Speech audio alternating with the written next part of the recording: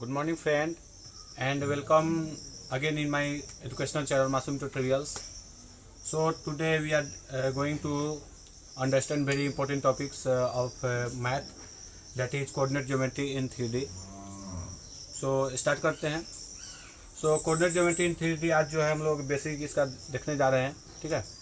और इस आज जो है हम लोग मेनली जो है हम लोग आज समझेंगे कि कोऑर्डिनेट एक्सिस क्या है, ठीक है, कोऑर्डिनेट प्लेन क्या है, ऑर्थोगोनल या रेक्टेंगुलर कोऑर्डिनेट सिस्टम क्या होता है, और उसके आगे जो है हम लोग देखेंगे कि डायरेक्शन रेशियो क्या है, डायरेक्शन कोसाइन क्या है. ओके, सो स्टार्ट करते हैं. सो फर्स्ट जो है कोऑर्डिनेट एक्सिस, ठीक है. तो कोऑर्डिनेट एक्सिस बनता कैसे है, तो उसको अभी हम लोग देखेंगे. तो अगर तीन लाइन हो, if three line here, this is, इसका नाम मैंने x, इसका नाम मैंने y डैश y, ठीक है. And another line z dash. और मतलब अगर यहाँ पर किसी स्पेस में तीन लाइन हो, ठीक है, यहाँ पर x मैंने y लिया और z लिया, और ये दोनों एक दूसरे के परपेंडिकुलर हो, और एक और थर्ड लाइन हो, थर्ड लाइन, इसका नाम मैंने x डैश डाल दिया. अगर तीन लाइन हो in a space and they are mutually perpendicular to each other at a some point, मतलब यहाँ पर ये तीनों जो है एक दूसरे का परपेंडिकुलर हो, तो ऐसा जो सिस्टम होता है, तो इस सिस्टम से ये जो म्यूचुअली परपेंडिकुलर लाइंस है, यही एक्चुअल में एक्सिस कहलाता है. मतलब क्या, यहाँ पर अगर मैं इस y डैश y और x डैश z डैश तीन लाइन अगर किसी पॉइंट पर इंटरसेक्ट करे, और अगर तीनों लाइन एक दूसरे के परपेंडिकुलर हो, तो जहाँ पर इंटरसेक्ट करता है उसी को बोला जाता है ऑरिजिन, ठीक है. और ऑरिजिन मीन्स ये जो है स्टार्टिंग पॉइंट हुआ, इसके हम लोग लेफ्ट, इसके इधर जो है राइट साइड में हम लोग पॉजिटिव लेंगे, इसके अपर साइड में पॉजिटिव लेंगे, और इसके इस साइड में पॉजिटिव लेंगे. इसका उल्टा क्या होगा, y के इस ऑरिजिन से इधर साइड में निगेटिव होगा, इस ऑरिजिन के नीचे साइड में निगेटिव होगा, और ये x एक्सिस के इधर साइड में हम लोग निगेटिव लेते हैं, ठीक है. तो यहाँ पर इसको हम लोग डॉट से भी लिख सकते हैं, और इसको z चूँकि पॉजिटिव है तो ये जो है निगेटिव होगा डॉट से, और यहाँ पर ये जो है निगेटिव होगा, ठीक है. तो यहाँ पर हमने तीन लाइन ऑब्टेन किया है, x dash, y dash and z dash. तीन लाइन जो है परपेंडिकुलर है, perpendicular to each other at a point O, then this three line form axis, and so there is three axis, x axis, y axis, z axis, ठीक है. यहाँ पर मतलब तीन लाइन से तीन एक्सिस से ऑब्टेन होता है, इसलिए इसका नाम है 3D. 3D मीन्स क्या, जिसमें तीन डायमेंशन हो, लेंथ, ब्रेथ एंड हाइट, ये भी एक डायमेंशन है. तो इसमें तीन डायमेंशन है, ये फर्स्ट डायमेंशन, ये सेकेंड, ये थर्ड, ठीक है. और यहाँ पर ये x y z एक्सिस हुआ, ठीक है. और एक चीज़ क्या होता है, एक्सिस से प्लेन बनता है. यहाँ पर भी तीन प्लेन होगा, जैसे x dash and y dash एक प्लेन होगा, जिसको हम लोग xy प्लेन बोलते हैं. x डैश और y डैश, x डैश और y डैश से जो प्लेन बनता है उसको क्या बोला जाता है, xy प्लेन, ठीक है. उसी तरह x dash and z dash से जो प्लेन बनता है उसको बोलते हैं xz प्लेन, ठीक है. और y dash and z dash से जो प्लेन बनता है उसको बोलते हैं yz प्लेन, ठीक है. तो इसको अगर हम लोग अच्छे से लिखें तो इस तरह भी लिख सकते हैं, ये y एक्सिस हुआ, ये z एक्सिस हुआ, और ये जो है x एक्सिस. तो यही है 3D. ठीक है। 3D मतलब 3 डायमेंशन में 3 एक्सिस होता है, x axis, y axis, z axis, ठीक है। इसको हम लोग ऐसे भी लिख सकते हैं, यहाँ पर ये ओरिजिन है और ये जेड और वाई जो है एक दूसरे के परपेंडिकुलर है। जेड एक्स के बीच में 90 डिग्री एंगल होगा और एक्स वाई के बीच में भी 90 डिग्री होगा, सभी एंगल जो है 90 डिग्री होगा, ठीक है। अगर सभी के बीच में 90 डिग्री होता है तभी ये जो है सिस्टम का कोऑर्डिनेट सिस्टम का फॉर्मेशन करता है, ठीक है। तो यहाँ पर ये हुआ और एक चीज़ क्या होता है इसमें कि जैसे अगर कोई पॉइंट हो यहाँ पर, ठीक है, यहाँ पर पी एक्स वाई जेड, किसी स्पेस में एक पॉइंट हो पी एक्स वाई जेड, इसका मीनिंग यह है कि अगर इस पॉइंट से एक्स एक्सिस पर परपेंडिकुलर ड्रॉ करेंगे, एक्स एक्सिस पर परपेंडिकुलर ड्रॉ करेंगे तो वो जो है एक्स एक्सिस को एक्स पॉइंट पर सबस्ट्रैक्ट करेगा, ये मीट करेगा। अगर इसको वाई एक्सिस पर परपेंडिकुलर ड्रॉ करेंगे तो यहाँ से यहाँ तक जो होगा वो वाई होगा, और इस पॉइंट से अगर जेड एक्सिस पर, ये जेड एक्सिस है, जेड एक्सिस पर परपेंडिकुलर ड्रॉ करेंगे तो ये जो है जेड वैल्यू होगा, ठीक है। तो ये एक्स वाई जेड वैल्यू है। तो पी एक्स वाई जेड मतलब यहाँ पर एक्स का कोफिशिएंट एक्स है, वाई का कोफिशिएंट वाई, जेड का कोफिशिएंट जो है जेड है। तो यहाँ से वाई एक्सिस पर ड्रॉ करेंगे तो ये यहाँ ओरिजिन से इस पॉइंट का वैल्यू जो होगा वाई होगा, इस ओरिजिन से यहाँ का वैल्यू जेड होगा और इस ओरिजिन से एक्स का वैल्यू जो है वो एक्स होता है, ठीक है। ये मैं एक्स वाई जेड एक्सिस को और एक्सप्लेन करने के लिए मैं एक एग्जांपल लिया हूँ यहाँ पर, ठीक है। यहाँ पर ये इसको बोले अगर ये ओरिजिन हो, ठीक है, तो ओरिजिन पर एक्स का वैल्यू भी 0 होता है, वाई का वैल्यू भी 0 होता है, जेड का वैल्यू भी 0 होता है इस ओरिजिन, ठीक है। ये वाई एक्सिस है, ये जेड एक्सिस है, ये एक्स एक्सिस है ना। तो ये पॉइंट अगर पी हो, पी का वैल्यू अगर एक्स वाई जेड हो, ये जो है इस पॉइंट का वैल्यू पी हो, इसका वैल्यू एक्स वाई जेड हो, है ना। ये पॉइंट यहाँ पर है तो ये जो है एक्स एक्सिस पर पॉइंट, वाई एक्सिस पर पॉइंट है, तो इसका जो वैल्यू होगा वो होगा 0 वाई 0, क्योंकि वाई एक्सिस पर एक्स भी 0 होगा और जेड भी 0 होगा, इसलिए एक्स 0, वाई का वैल्यू वाई और जेड का वैल्यू 0, ठीक है। इस पॉइंट का वैल्यू कितना होगा, तो इस पॉइंट का वैल्यू होगा एक्स 0 है, वाई भी 0 है और जेड का वैल्यू कितना है, जेड है, ठीक है।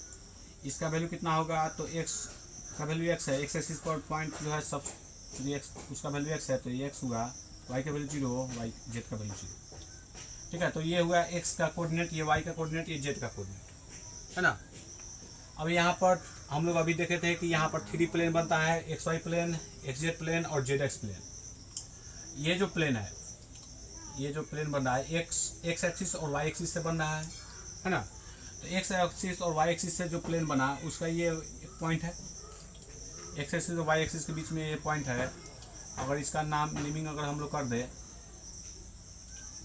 सभी का मैं नेमिंग पहले कर देता हूँ, ए। अगर ये ए हो तो इस जगह एक्स का वैल्यू कितना है, तो एक्स, वाई का वैल्यू वाई और जेड, चूँकि एक्स वाई प्लेन में जेड एक्सिस नहीं होता है ना, जेड एक्सिस का वैल्यू, जेड का पॉइंट यहाँ पर नहीं है, इसलिए जेड का वैल्यू 0 होगा। उसी तरह यहाँ पर ये जो पॉइंट होगा ये वाई जेड प्लेन में है, ये वाई जेड प्लेन में, वाई और जेड के बीच में है, तो ये वाई जेड प्लेन में है, मतलब एक्स का वैल्यू यहाँ 0 होगा, ठीक है, वाई का वैल्यू होगा और जेड का वैल्यू होगा।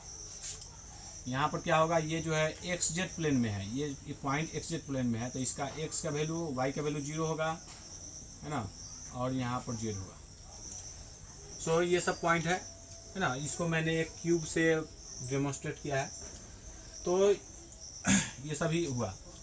एक और चीज़ क्या होता है, ये जो एक्स एक्सिस है, ये एक्स एक्सिस हुआ, ये वाई एक्सिस हुआ, ये जेड एक्सिस हुआ।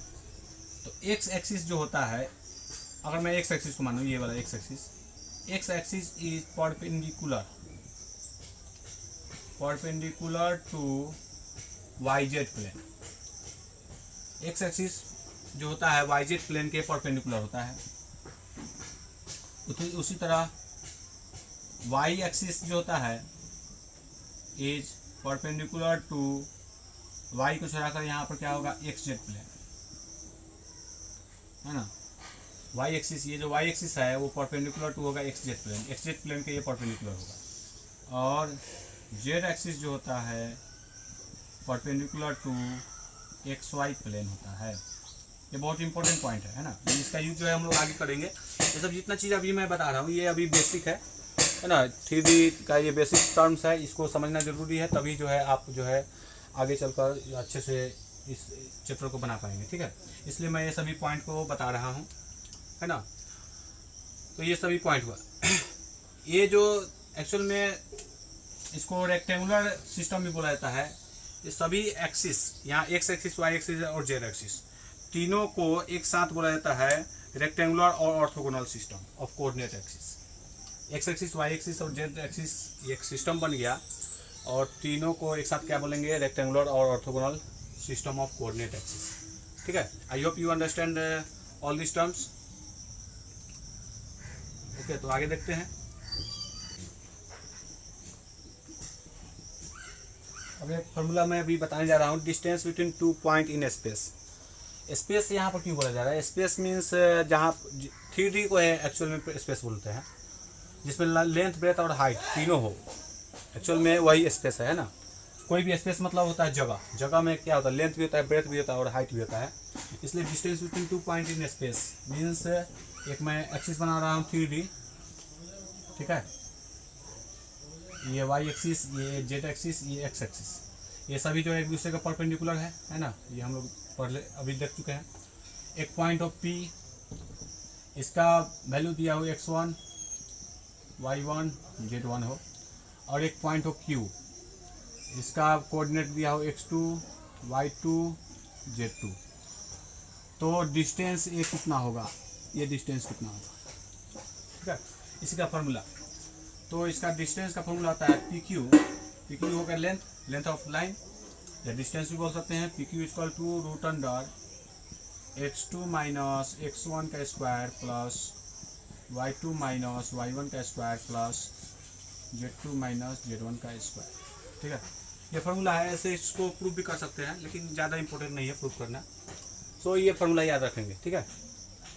अब है क्वेश्चन कि अगर ये हुआ P और ये हुआ Q, दो पॉइंट है, तो मतलब यहाँ पर P जो था x1 y1 था, x1 y1 z1 था, एंड Q कितना था, x2 y2 z2। ये दो पॉइंट दिया हो तो दोनों के बीच का डिस्टेंस निकालने का ये फार्मूला है। लेकिन अगर एक पॉइंट जो है यहाँ पर अगर P ऑरिजिन पर होता है ना, P इज एट ऑरिजिन, मतलब P का पॉइंट कितना होता है, x1 भी 0 होता, मतलब P ऑरिजिन पर होने के लिए क्या होगा, इफ वन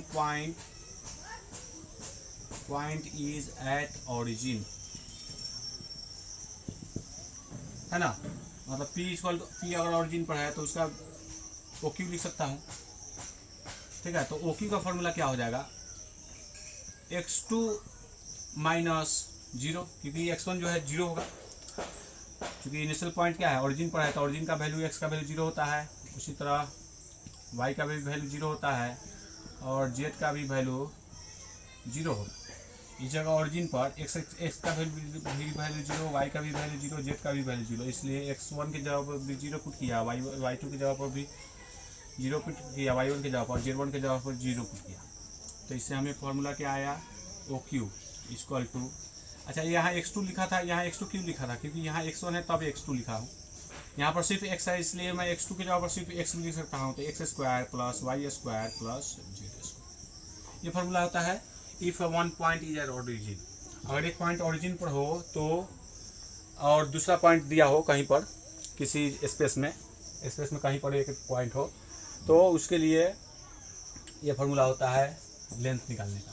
अगर इसको डायग्राम से देखेंगे तो कैसा होगा, ये जो है P जो है यहाँ तक आ जाएगा, है ना। P जो है या O यहाँ पर, ये O है, ये Q, OQ का लेंथ निकालने का ये फार्मूला हो, ठीक है। अगर इस पॉइंट से, Q पॉइंट से x एक्सिस पर भी प्रोजेक्ट किया जाए, y एक्सिस पर भी प्रोजेक्ट किया जाए, और z एक्सिस पर भी प्रोजेक्ट किया जाए, मतलब इफ Q से QM perpendicular to x axis, और Q से N perpendicular to y axis और Q से QMNO वो तो लिख चुका हूँ, QP perpendicular to Z axis. मतलब x एक्सिस से अगर मैं एक Q पॉइंट से x एक्सिस पर भी एक परपेंडिकुलर प्रोजेक्ट किया, y एक्सिस पर भी प्रोजेक्ट किया और z एक्सिस पर भी प्रोजेक्ट किया, तो उस कंडीशन में QM का फॉर्मूला क्या होगा? ठीक है, तो QM का फॉर्मूला होगा QM equal to root under, इसी फॉर्मूला से यूज करते हैं। मतलब किसी पॉइंट से किसी एक्सिस पर अगर परपेंडिकुलर ड्रॉ किया जाए तो वो जो लेंथ आएगा, जैसे यहीं पर ये y एक्सिस है, यहाँ से यहाँ तक ड्रॉ करेंगे, इसका नाम क्या होगा? QN perpendicular to y axis था तो QN, तो QN का लेंथ कितना होगा? उसी तरह x एक्सिस पर जो परपेंडिकुलर ड्रॉ करेंगे तो उसका QM नाम होगा, तो QM का लेंथ कितना होगा? तो इस फॉर्मूला पर पुट करेंगे तो x2 माइनस x2 होगा, क्योंकि x1 का वैल्यू और x2 का वैल्यू दोनों सेम होगा। उसी तरह यहाँ पर y2, जो यहाँ पर भी y2 होगा, यहाँ पर भी y2 होगा, है ना। उसी तरह जिस एक्सिस पर प्रोजेक्ट कर रहे हैं वो जो है इनिशियल पॉइंट भी सेम होगा और फाइनल पॉइंट भी वही होगा। इसलिए x2 माइनस x1 का square plus y2 minus x axis पर y1 कितना होगा? 0 होगा, है y square plus z2 minus z axis पर x एक्सिस पर z1 का वैल्यू कितना होगा? तो 0 होगा, 0 का स्क्वायर। मतलब क्या एक फार्मूला आएगा, क्या होगा फार्मूला? तो y square plus z square. यहाँ y2 नहीं लिखा मैं, क्यों? क्योंकि एक ही y है इसलिए मैं y लिख सकता हूँ, और यहाँ z2 है इसलिए मैं z लिख सकता हूँ। मतलब अगर कोई सी स्पेस में कोई पॉइंट दिया हो, वहाँ से x एक्सिस पर अगर प्रोजेक्ट करेंगे तो उसका लेंथ का फॉर्मूला यह होगा। उसी तरह y एक्सिस पर अगर परपेंडिकुलर प्रोजेक्ट किया गया है जिसका नाम QN है, तो QN का लेंथ होगा रूट अंडर x2 माइनस 0, क्योंकि y एक्सिस पर प्रोजेक्ट किया गया है तो इनिशियल पॉइंट तो फाइनल पॉइंट तो x2 है, लेकिन इनिशियल पॉइंट क्या है? 0 है, क्योंकि y एक्सिस पर इस पॉइंट पर देखा जाए तो कितना होता है? 0 y 0, यहाँ y2 है तो यहाँ पर y2 लिख सकता हूँ। इस पॉइंट का वैल्यू कितना हो? 0 y2 0, ठीक है। तो x2 माइनस 0 का square plus y2 minus y2 होगा, क्योंकि इनिशियल पॉइंट भी y2 है, फाइनल पॉइंट भी y2 है, ठीक है। तो y2 माइनस y2 का स्क्वायर प्लस इस फॉर्मूला पर मैं पुट कर रहा हूँ z2 माइनस 0 का स्क्वायर, है ना, क्योंकि इस जगह z का वैल्यू कितना है? 0 है। तो इस तरह मुझे क्या फॉर्मूला आया? तो x square plus z square. उसी तरह अगर z एक्सिस पर प्रोजेक्ट किया गया रहेगा तो QP का फॉर्मूला हो जाएगा रूट अंडर, z एक्सिस पर है तो z का वैल्यू यहाँ पर 0 हो जाएगा, x square plus y square. अगर यहाँ पर ध्यान से देखेंगे तो अगर x एक्सिस पर प्रोजेक्ट हो तो x यहाँ से गायब रहेगा, अगर y एक्सिस पर प्रोजेक्ट हो तो y यहाँ से गायब रहेगा, और z एक्सिस पर प्रोजेक्ट हो तो z यहाँ से z यहाँ पर नहीं होगा, ठीक है। तो ये सभी फॉर्मूला है। So I hope you understand it. So आगे देखते हैं। सो इस क्लास को आगे जो है नेक्स्ट एपिसोड में कंटिन्यू रखेंगे। सो अगर मेरे साथ अभी तक ज्वाइन न किए हो, मेरे चैनल को सब्सक्राइब न किए हो, तो ज़रूर मेरे चैनल को सब्सक्राइब कर ले। और इस चैप्टर को मैं कंटिन्यू पढ़ाने वाला हूँ। तो अगर इस चैप्टर को अच्छे से समझना है तो मेरे साथ ज़रूर बने रहें और मेरे चैनल को ज़रूर सब्सक्राइब कर लें। So thank you, have a nice day.